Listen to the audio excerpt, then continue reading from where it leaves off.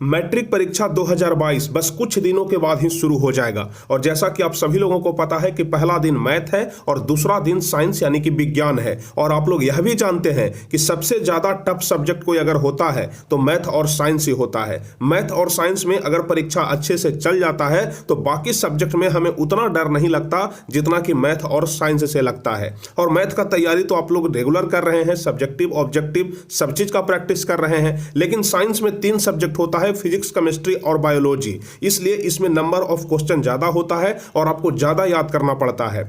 इसलिए number of question ज्यादा है, आप लोगों को ज्यादा याद करना पड़ेगा। इसलिए आप लोग सिर्फ वैसे क्वेश्चन को ही याद करें जो कि आपके परीक्षा में पूछा जाएगा। अब आप लोग सोचेंगे कि सर वैसा क्वेश्चन आएगा कहां से, तो आज के इस वीडियो में हम आपको वैसा क्वेश्चन ही बताएंगे जो कि सीधे सीधे आपके परीक्षा से टकराएगा। तो आज हम आपको केमिस्ट्री यानी रसायन विज्ञान का कुछ महत्वपूर्ण सब्जेक्टिव क्वेश्चन बताएंगे। और महत्वपूर्ण ही नहीं है बल्कि बहुत ही ज्यादा महत्वपूर्ण क्वेश्चन है, गेस क्वेश्चन है जो कि आपके परीक्षा में सीधे सीधे पूछा जाएगा। तो चलिए बिना समय गवाए हम शुरू करते हैं और हम आपको बताते हैं विज्ञान का महत्वपूर्ण सब्जेक्टिव क्वेश्चन। तो उम्मीद करते हैं कि आप लोग इस वीडियो को शुरू से लेकर के अंत तक जरूर देखिएगा और वो भी ध्यान से देखिएगा ताकि एक एक क्वेश्चन का आंसर अच्छे तरीके से समझ करके आप लोग याद कर लें। रटने से याद नहीं होगा, समझने से याद होगा। तो चलिए पहला नंबर क्वेश्चन हम लोग देखेंगे, लेकिन इसके पहले आप लोग चैनल को जरूर सब्सक्राइब कर लीजिएगा ताकि परीक्षा तक हम आपको पूरा हेल्प कर सके।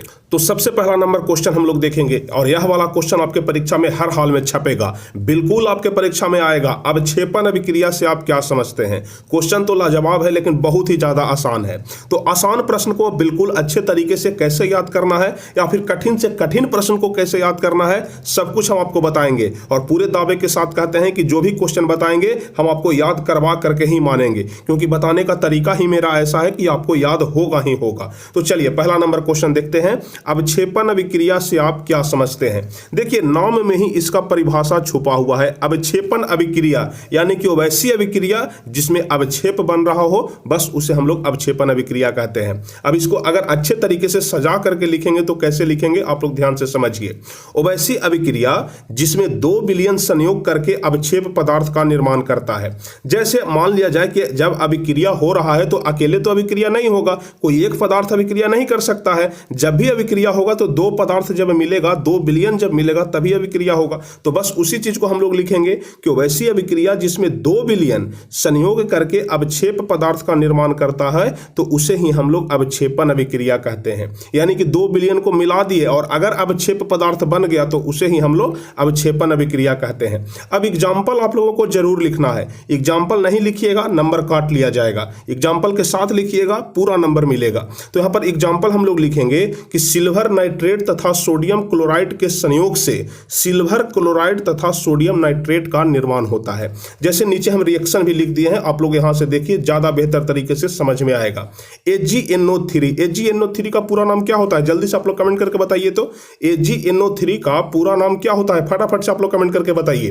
तो AgNO3 का पूरा नाम होता है सिल्वर नाइट्रेट। तो जब सिल्वर नाइट्रेट, जैसे देखिए सिल्वर मतलब क्या होता है? चांदी। आप लोग चांदी का जो संकेत है क्या याद किए हैं? Ag याद किए हैं कि नहीं किए हैं? तो AgNO3 और NO3 मतलब क्या होता है? नाइट्रेट होता है। तो Ag मतलब सिल्वर, NO3 मतलब नाइट्रेट, यानी कि AgNO3 सिल्वर नाइट्रेट। तो जब silver nitrate sodium chloride NaCl, sodium chloride, जब सिल्वर नाइट्रेट सोडियम क्लोराइड के साथ संयोग करेगा यानी कि जब अभिक्रिया करेगा तो AgCl बनाएगा। AgCl कहने का मतलब कि सिल्वर क्लोराइड बनाएगा और साथ में NaNO3 बनाएगा यानी कि सोडियम नाइट्रेट बनाएगा। तो बस इसी फॉर्मूला को, इसी रिएक्शन को हम लोग यहां पर शब्दों में लिखे हैं कि सिल्वर नाइट्रेट तथा सोडियम क्लोराइड के संयोग से सिल्वर क्लोराइड तथा सोडियम नाइट्रेट का निर्माण होता है। तो उम्मीद करते हैं कि पहला नंबर क्वेश्चन आप लोग बहुत ही अच्छे तरीके से समझ गए होंगे कि अवक्षेपण अभिक्रिया से आप क्या समझते हैं। अगर आपके परीक्षा में पूछा इस तरह से लिख दिए तो 2 नंबर आपका कंफर्म। 2 नंबर में 0.2% नंबर भी नहीं कटेगा, ये आधा नंबर भी नहीं कटेगा। आप लोग इतना ध्यान रखिए अगर इस तरीके से लिखते हैं तो। लेकिन एग्जाम्पल जरूर लिखना है, ऐसा नहीं कि अवक्षेपण अभिक्रिया का सिर्फ परिभाषा पूछ रहा है तो हम लोग परिभाषा लिख करके छोड़ देंगे, हमको पूरा नंबर मिलेगा। एग्जाम्पल आपको हर हाल में देना है। तो पहला नंबर क्वेश्चन आप लोग बहुत ही बेहतरीन तरीके से समझ गए होंगे कि अवक्षेपण अभिक्रिया से आप क्या समझते हैं। 2 विलयन जब संयोग करे अवक्षेप बन रहा हो तो उसे हम लोग अवक्षेपण अभिक्रिया कहते हैं। पहला नंबर क्वेश्चन कंप्लीट। चलिए दूसरा नंबर क्वेश्चन, और यह वाला क्वेश्चन भी इतना ज्यादा महत्वपूर्ण है कि पहले भी बहुत बार पूछा है और और इस बार भी जरूर पूछेगा। तो दूसरा नंबर क्वेश्चन क्या कह रहा है, आप लोग ध्यान से समझिए। कह रहा है कि विरंजक चूर्ण क्या है, इसका रासायनिक नाम, सूत्र एवं उपयोग को लिखें।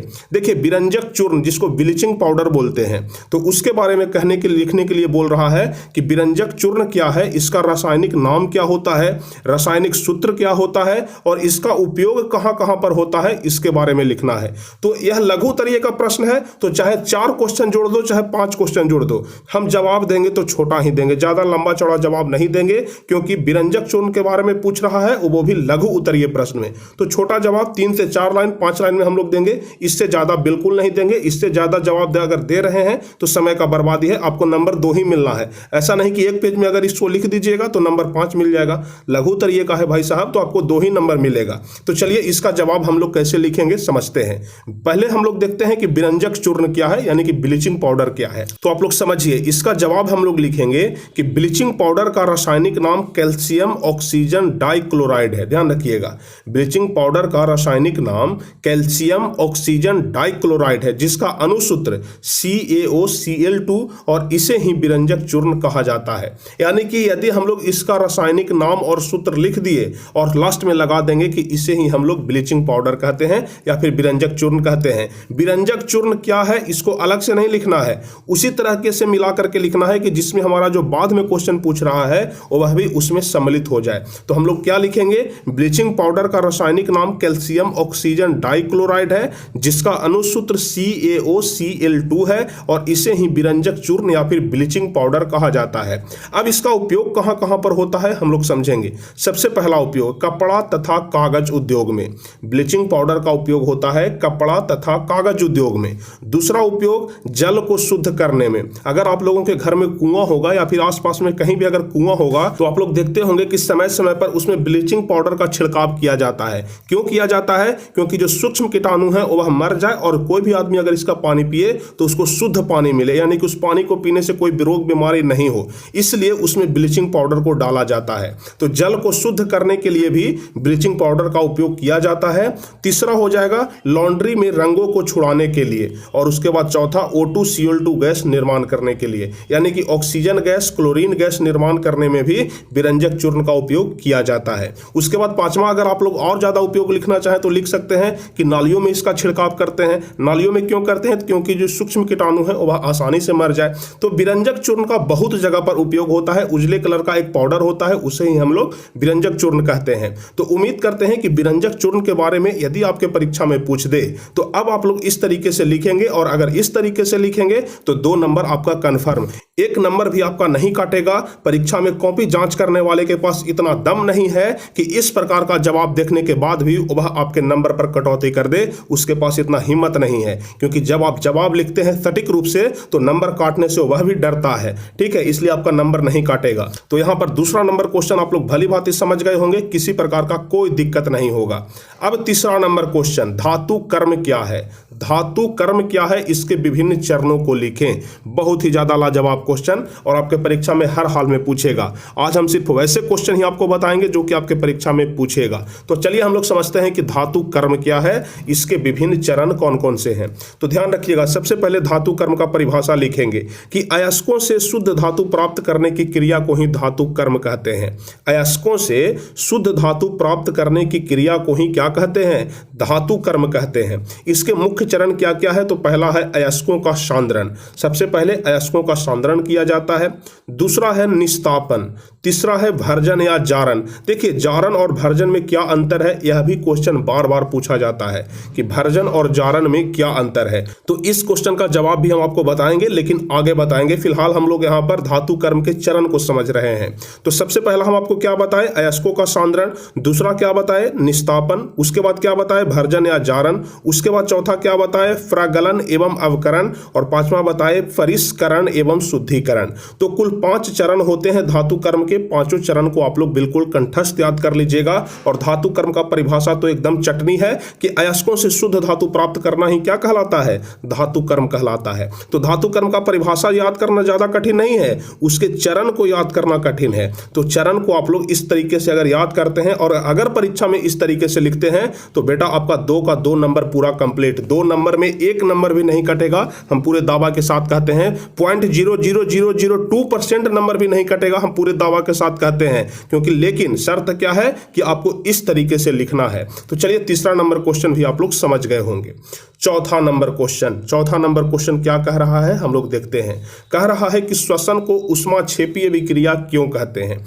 ऊष्माक्षेपी, सबसे पहले आपको समझना पड़ेगा कि ऊष्माक्षेपी क्या है। देखिए हम आपको क्या बताए थे कि कोई भी क्रिया हो, अगर उससे ऊष्मा बाहर निकल रहा है, ऊष्मा अगर उत्सर्जित कर रहा है, ऊष्मा बाहर निकल रहा है, तो उसे ऊष्माक्षेपीय अभिक्रिया कहेंगे। और अगर जिस अभिक्रिया के दौरान ऊष्मा का ग्रहण किया जा रहा है, यानी कि ऊष्मा को शोषित किया जा रहा है, तो उसे हम लोग ऊष्मा शोषीय विक्रिया कहते हैं। लेकिन यहां पर ऊष्माक्षेपी है तो कह रहा है कि श्वसन को ऊष्माक्षेपीय विक्रिया क्यों कहते हैं। तो देखिए श्वसन को ऊष्माक्षेपीय विक्रिया इसलिए कहते हैं कि जब हम लोग सांस लेते हैं तो सांस जो लेते हैं तो उसमें हम लोग ऑक्सीजन गैस लेते हैं, और ऑक्सीजन गैस जब हमारे शरीर के अंदर जाता है तो वह रक्तों में वर्तमान कार्बन से संयोग कर लेता है। जो हमारे खून में वर्तमान कार्बन मौजूद होते हैं उससे संयोग करके कार्बन डाइऑक्साइड बनाता है। और आप लोग जानते हैं कि कार्बन डाइऑक्साइड हमारे शरीर से बाहर निकल जाता है। लेकिन जब कार्बन डाइऑक्साइड बनता है तो साथ ही साथ ऊष्मा भी उत्पन्न होता है। ऊष्मा यानी कि थोड़ा सा हीट हमारे शरीर में उत्पन्न होता है। तो इसलिए श्वसन को हम लोग क्या कहते हैं, ऊष्माक्षेपी अभिक्रिया कहते हैं। अब इसको हम लोग यदि अपने कॉपी में लिखेंगे, परीक्षा वाले कॉपी में लिखेंगे, तो किस तरीके से लिखेंगे कि हमें पूरा नंबर मिलेगा, यहां पर आप लोग तरीका समझ लीजिए। तो कैसे लिखेंगे, देखिए श्वसन की क्रिया में ली गई हवा का ऑक्सीजन, श्वसन की क्रिया में ली गई ऑक्सीजन रक्तों में यानी कि खून में वर्तमान कार्बन से संयोग करके कार्बन डाइऑक्साइड बनाता है। यानी कि जब हम लोग ऑक्सीजन गैस सांस के रूप में लेते हैं तो जब हमारे शरीर में खून में यह जाता है ऑक्सीजन, तो वहां पर कार्बन से संयोग करके क्या बनाता है, कार्बन डाइऑक्साइड बनाता है। ध्यान रखिएगा। यानी कि आप लोग तो इतना तो कंफर्म आप लोग जानते होंगे कि हम लोग ऑक्सीजन गैस लेते हैं, कार्बन डाइऑक्साइड छोड़ते हैं। तो जब हम लोग कार्बन डाइऑक्साइड छोड़ते हैं ना, तो उसके साथ ऊष्मा भी निकलता है, यानी कि थोड़ा सा हीट भी निकलता है। तो जब हीट निकल रहा है तो उसे ऊष्माक्षेपी कहेंगे। और इसका रिएक्शन हम लोग लिख देंगे C+O2 CO2। ध्यान रखिएगा, C+O2 CO2, और प्लस में थोड़ा सा ऊष्मा भी निकलेगा। तो जब ऊष्मा निकल रहा है तो ऊष्माक्षेपी उसको कहेंगे ही। तो अगर इस प्रकार से आप लोग लिखते हैं तो आपको पूरा नंबर मिलेगा, 1 नंबर भी नहीं कटेगा। ध्यान रखिएगा, लेकिन इसी तरीके से लिखना है। इसलिए श्वसन को क्या कहते हैं, ऊष्माक्षेपीय विक्रिया कहते हैं। तो ध्यान रखिएगा, बहुत ही ज्यादा आसान है, बिल्कुल सिंपल भाषा में लिखा हुआ है। आप लोगों को कहीं कोई दिक्कत नहीं होगा, तुरंत याद हो जाएगा। अब चलिए 5वां नंबर क्वेश्चन, उभयधर्मी ऑक्साइड क्या है, एक उदाहरण के द्वारा समझाइए। उभयधर्मी ऑक्साइड क्या है, बहुत ही ज्यादा महत्वपूर्ण क्वेश्चन है। लग रहा होगा कि हमको याद नहीं होगा, लेकिन आपको याद होगा, क्योंकि जब प्रिंस सर बैठे हुए हैं तो समझाने का तरीका हमको मालूम है कि कैसे आप लोगों के दिमाग में कोई बात घुसाना है। हम समझाएंगे और आप न समझे, ऐसा कभी हो नहीं सकता है। चलिए उसके बाद देखते हैं 5वां नंबर क्वेश्चन का जवाब, उभयधर्मी ऑक्साइड क्या है, एक उदाहरण के द्वारा समझाइए। तो इसका जवाब लिखेंगे कि वैसा ऑक्साइड जो अम्लीय तथा क्षारीय दोनों गुण को दर्शाता है। वैसा ऑक्साइड जो अम्लीय तथा क्षारीय दोनों गुण को दर्शाता है, अर्थात वह जल और क्षार दोनों से अभिक्रिया करके लवण और जल का निर्माण करता है। लवण और जल का निर्माण करता है। जैसे आप लोग जानते होंगे उभयलिंगी जंतु के बारे में। उभयलिंगी क्या, हम लोग उभयलिंगी किसको कहते हैं, जो जल में भी रहता है, जो स्थल में भी, जो जल में भी रहता है, जो स्थल पर भी रहता है, यानी कि दोनों जगह रहता है। तो उभय मतलब क्या होता है, दोनों। उभय मतलब क्या होता है, दोनों। तो यहां भी हम लोग उसी फॉर्मूला को लगाएंगे कि वैसा ऑक्साइड जो अम्लीय तथा क्षारीय दोनों का गुण दर्शाता है, अम्लीय का भी गुण दर्शाता है और क्षारीय का भी गुण दर्शाता है, यानी कि दोनों का अगर गुण दर्शाता है, अर्थात यह अम्ल और जल दोनों से अभिक्रिया करके लवण और जल का निर्माण करते हैं। जैसे एल्युमिनियम ऑक्साइड हो गया Al2O3 और जिंक ऑक्साइड ZnO। 2 एग्जाम्पल भी हम लोग जरूर देंगे। कहीं भी अगर किसी भी चीज का परिभाषा लिख रहे हैं तो वहां पर एग्जाम्पल देना नेसेसरी है। एग्जाम्पल नहीं दीजिएगा तो नंबर कट जाएगा। आप लोग बोलिएगा कि सर परिभाषा पूछा था, परिभाषा तो लिख दिए, फिर नंबर काहे काट लिया। नंबर इसलिए काटा क्योंकि आप लोग एग्जाम्पल छोड़ दिए, क्योंकि एग्जाम्पल के द्वारा समझाना बहुत ही ज्यादा जरूरी होता है। तो चलिए उम्मीद करते हैं कि आप लोग उभयधर्मी ऑक्साइड के बारे में भी समझ गए होंगे कि वैसा ऑक्साइड जो अम्लीय तथा क्षारीय दोनों का गुण दर्शाता है, अर्थात यह अम्ल और क्षार दोनों से अभिक्रिया करके लवण और जल बनाता है, तो उसे ही हम लोग उभयधर्मी ऑक्साइड कहते हैं। तो 5वां नंबर क्वेश्चन आपका कंप्लीट हो गया।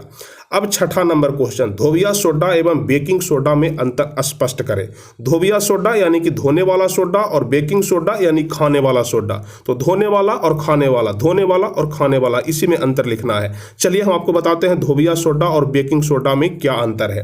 क्योंकि लघु उत्तरीय का प्रश्न है तो 5 अंतर हम लोग नहीं लिखेंगे, क्योंकि 5 अंतर दीर्घ उत्तरीय में लिखा जाता है। 5 नंबर का रहता है तो 5 अंतर लिखेंगे, 2 नंबर का रहेगा तो मैक्सिमम 2 या 3 अंतर लिखेंगे, इससे ज्यादा नहीं लिखेंगे। क्योंकि जितना रुपया देंगे उतना का ही हमको सामान मिलेगा, यानी कि जितना नंबर मिल रहा है हम भी उतना में ही जवाब देंगे, उससे ज्यादा बिल्कुल जवाब नहीं देंगे। एक पेज में भर देंगे तो हमको 5 नंबर दे देगा लघु उत्तरीय में, बिल्कुल नहीं देगा। जब देगा तब जब 2 नंबर देगा, तो जब 2 नंबर देवे करेगा तो हम काहे ज्यादा लिखेंगे भाई, हम कम ही लिखेंगे। तो चलिए हम आपको बताते हैं कि धोबिया सोडा और बेकिंग सोडा में क्या अंतर है। तो सबसे पहला अंतर, धोबिया सोडा का रासायनिक सूत्र होता है Na2CO3 × 10H2O।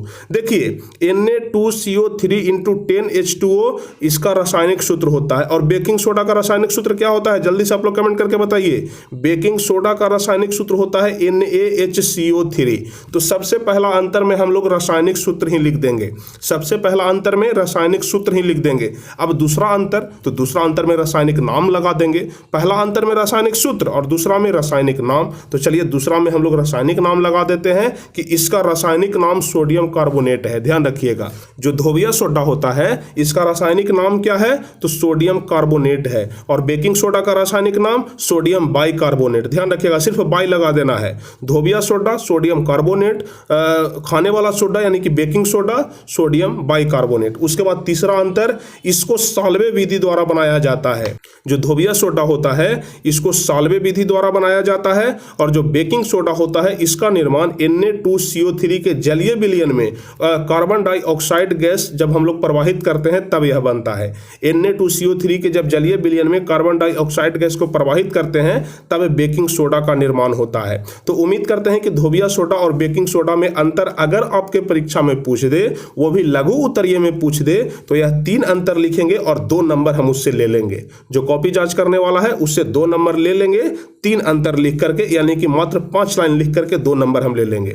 तो उम्मीद करते हैं कि धोबिया सोडा और बेकिंग सोडा में अंतर आप लोगों को कंठस्थ याद हो गया होगा। कुछ नहीं करना है, पहला में रासायनिक सूत्र लिख देना है, दूसरा में रासायनिक नाम लिख देना है, और तीसरा में हमें यह लिख देना है कि इसका निर्माण कैसे होता है। बस हमारा अंतर कंप्लीट हो जाएगा। दोनों तरफ यही करना है। तो यहाँ पर सूत्र और नाम यानी कि रासायनिक सूत्र और रासायनिक नाम ध्यान रखना है, और इसको साल्वे विधि द्वारा बनाते हैं, और इसको Na2CO3 के जलीय विलयन में जब कार्बन डाइऑक्साइड गैस प्रवाहित करते हैं तब बेकिंग सोडा का निर्माण होता है। तो छठा नंबर क्वेश्चन आप लोग अच्छे तरीके से समझ गए।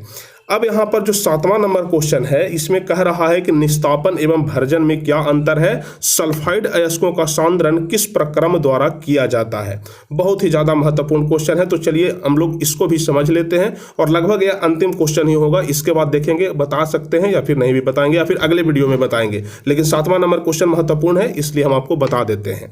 चलिए, निस्तापन एवं भर्जन में क्या अंतर है, तो एक तरफ निस्तापन लिखेंगे, दूसरे तरफ भर्जन लिख देंगे। सबसे पहला अंतर, चूंकि लघु उत्तरीय का प्रश्न है तो 3 अंतर से ज्यादा नहीं लिखेंगे, ध्यान रखिएगा। कसम खा लेना है कि लघु में पूछेगा तो 2-3 से ज्यादा नहीं बताएंगे, दीर्घ में पूछेगा तो 5-6 से ज्यादा नहीं बताएंगे। भाई तुमको नंबर देना पड़ेगा, क्योंकि हम लोग जो तरीका लिख रहे हैं, जिस तरीके के माध्यम से लिख रहे हैं, जैसा लैंग्वेज इस्तेमाल कर रहे हैं, किताब में आपको ऐसा लैंग्वेज नहीं मिलेगा बाबू, इतना आप लोग ध्यान रखिएगा। यह लैंग्वेज सिर्फ और सिर्फ टारगेट बोर्ड चैनल पर ही आपको मिलेगा, क्योंकि टारगेट बोर्ड चैनल वाले प्रिंस सर बहुत ज्यादा मेहनत करते हैं, और मेहनत करके हाथों से लिख करके सरल भाषा में लिख करके आपको समझाने का प्रयास करते हैं, ताकि आप लोग बेहतरीन रूप से समझ जाएं। चलिए, किताब से पढ़ने से कोई फायदा नहीं होता है, कॉपी जांच करने वाला भी धर लेता है, समझ जाता है कि बेटा किताब से याद किया है कि अपना मन से भी कुछ जोड़ा है। तो इसलिए किताब वाला अगर रट करके जाते हैं तो आपको पूरा लिखने के बाद भी नंबर कटेगा। कॉपी वाला रट करके जाते हैं तो अधूरा लिखने के बाद भी हो सकता है कि आपको पूरा नंबर मिल जाए। इसलिए कॉपी और किताब में अंतर होता है, इसलिए हम कॉपी पर लिख करके सरल भाषा में लिख करके आपको समझा रहे हैं। तो चलिए, पहला नंबर क्वेश्चन हम लोग पहला नंबर अंतर, निस्तापन की तरफ लिखेंगे कि यह प्रायः कार्बोनेट अयस्कों के लिए प्रयुक्त होता है। निस्तापन प्रायः कार्बोनेट अयस्कों अयस्कों के लिए प्रयुक्त होता है, लेकिन भर्जन सल्फाइड अयस्क के लिए प्रयुक्त होता है। निस्तापन कार्बोनेट अयस्क के लिए, भर्जन सल्फाइड अयस्क के लिए। तो पहला अंतर आप लोग समझ गए।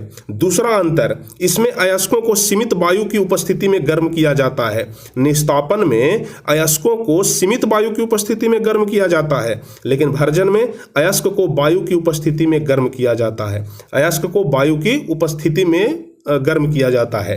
तीसरा, इस विधि में अयस्कों का निर्जलीकरण हो जाता है और वे स्पंज की तरह हो जाते हैं। स्पंज आप लोग खाए हैं ना, जिसको छेना बोलते हैं। तो स्पंज जब खाते हैं तो देखते हैं गुलगुल करता है एकदम, मतलब कि एकदम सॉफ्ट होता है। तो उसी तरीके से इस विधि में यानी कि निस्तापन विधि में अयस्कों का निर्जलीकरण हो जाता है और वे स्पंज की तरह हो जाते हैं, लेकिन भर्जन में इस विधि से अयस्क ऑक्सीकृत हो जाते हैं। तो कुल मिलाकर के 3 अंतर हम लोग लिखेंगे। थोड़ा सा कठिन प्रश्न है बाबू, इतना ध्यान रखिएगा। यह प्रश्न जल्दी याद नहीं होगा, थोड़ा सा कठिन प्रश्न, थोड़ा सा मतलब हार्ड प्रश्न है, लेकिन ऐसा भी नहीं है कि याद ही नहीं होगा। याद तो होगा ही होगा, बिल्कुल याद होगा, क्योंकि कठिन जरूर है लेकिन असंभव नहीं है। दुनिया में कोई भी काम कठिन जरूर होता है, लेकिन असंभव कोई काम नहीं होता है, वो सब काम संभव होता है। तो उम्मीद करते हैं कि निस्तापन और भर्जन में अंतर आप लोग समझ गए होंगे। सबसे पहला लिखना है कि यह प्रायः कार्बोनेट अयस्कों के लिए प्रयुक्त होता है, लेकिन भर्जन सल्फाइड अयस्क के लिए प्रयुक्त होता है। दूसरा, इसमें अयस्कों को सीमित वायु की उपस्थिति में गर्म किया जाता है, लेकिन भर्जन में वायु की उपस्थिति में गर्म किया जाता है, चाहे कितनों वायु रहे कोई फर्क नहीं पड़ता। उसके बाद तीसरा अंतर लिखेंगे कि इस विधि में अयस्कों का निर्जलीकरण हो जाता है और वे स्पंज की तरह हो जाते हैं, लेकिन भर्जन में अयस्क ऑक्सीकृत हो जाते हैं। तो कुल 7 क्वेश्चन आज हम आपको बताए, और ध्यान रखिएगा कि यह जो 7 क्वेश्चन बताए हैं, इसमें 5 क्वेश्चन को हम पूरे दावे के साथ कहते हैं कि आपके परीक्षा में पूछेगा। 7 में 5 अगर हम लड़वा रहे हैं तो समझिए कितना बड़ा बात है। और हम दावे के साथ कहते हैं, सिर्फ हवा में बात नहीं करते हैं कि बोल दिए तो बोल दिए, आएगा चाहे ना आएगा क्या हमको मतलब है। नहीं, साल भर पढ़ाए हैं बाबू, ध्यान से आप लोग समझिए। साल भर हम आपको पढ़ाए हैं, साल भर मेहनत की है, तब जाकर के अब परीक्षा आ चुका है और अब रिजल्ट हमारा निकलेगा कि आप लोग कैसा एग्जाम देते हैं, किस प्रकार का परफॉर्मेंस दिखाते हैं एग्जाम में। तो यह जो 7 क्वेश्चन बताए हैं ना, अगर आपको एक बार में नहीं याद हुआ है तो फिर से वीडियो को देख लीजिए, क्योंकि जो भी क्वेश्चन बताए हैं बहुत ही ज्यादा लाजवाब है। तो आज का यह 7 क्वेश्चन आपके लिए बहुत ज्यादा हेल्पफुल होगा आपके परीक्षा में। तो उम्मीद करते हैं कि यह वीडियो आपको बहुत ही ज्यादा बेहतरीन लगा होगा। तो अगर आपको वीडियो अच्छा लगा हो तो जल्दी से आप लोग इस वीडियो को लाइक कर दीजिए, अपने दोस्तों के बीच शेयर कर दीजिए, अपने व्हाट्सएप ग्रुप में शेयर कर दीजिए, और जल्दी से आप लोग चैनल को सब्सक्राइब कर लीजिए, ताकि परीक्षा तक हम आपको पूरा हेल्प कर सकें। हमारे हर एक वीडियो का नोटिफिकेशन आपके पास तुरंत चला जाए जैसे ही हमारा क्लास शुरू होता है। तो चलिए फिर मिलते हैं अगले वीडियो में इसी तरह के कुछ महत्वपूर्ण क्वेश्चन के साथ, जो कि बहुत ही ज्यादा महत्वपूर्ण होगा, गेस्ट क्वेश्चन होगा। उसी क्वेश्चन के साथ हम आपसे अगले वीडियो में मिलेंगे। तो चलिए तब तक के लिए जय हिंद, धन्यवाद।